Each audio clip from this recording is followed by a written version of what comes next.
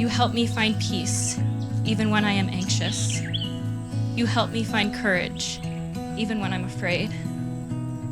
You helped me find love, even when I was lost. In all my imperfection, I thought I learned my lesson, that I'd never be loved by someone like you. You changed up my direction, but sometimes I still question how I was worth the love of someone like you. You take me as I am, you take me as I am.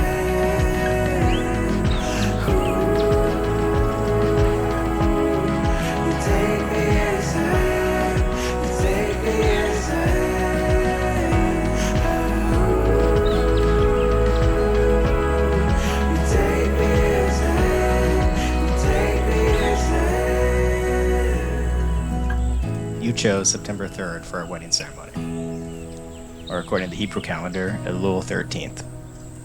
The month of Elul is an acronym for a verse from Song of Solomon. I am my beloved's, and my beloved is mine. You truly are my beloved, without doubt the one whom my soul yearns for.